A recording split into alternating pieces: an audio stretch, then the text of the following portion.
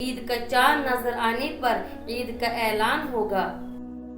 अस्सलामु अलैकुम मुहतरम नाजरीन, माह रमजान का ये मुबारक महीना, ये बाबरकत महीना हमसे जुदा हो रहा है।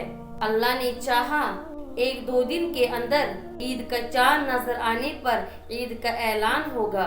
एक तरफ से अल्लाह ताला ने रोजे रखने की तौफीक अता फरमाई और दूसरी तरफ ये खदशा जैसे हमारे रोजे हैं पता नहीं कबूल हुए होंगे कि नहीं।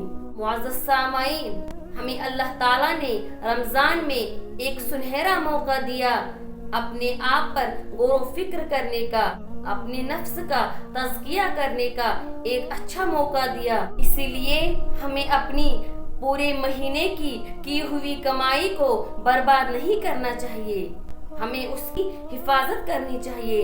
हजरत उमर फारूक रज़ी अल्लाह ताला अन्हु ईद के दिन रो रहे थे तो किसी ने पूछा, आज तो खुशी का दिन है, मसरत भरा दिन है और आप रो रहे हो? तो फरमाने लगे, मुझे नहीं पता कि ये यौम ईद है या यौम वईद है। तो उसने कहा कि ये कौन सी बात आप कर रहे हो?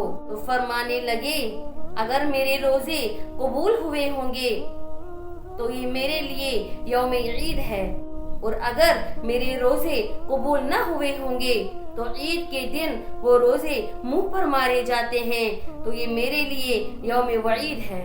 आखिर में अल्लाह ताला से दुआ है कि अल्लाह ताला हम सब के रोजों को कबूल फरमाए और ये जो रमजान जाने वाला है ये हमसे राजी होकर जाए और जाकर अल्लाह ताला से हमारी तारीफें करे, न कि हमारी बदखिलाफी करे।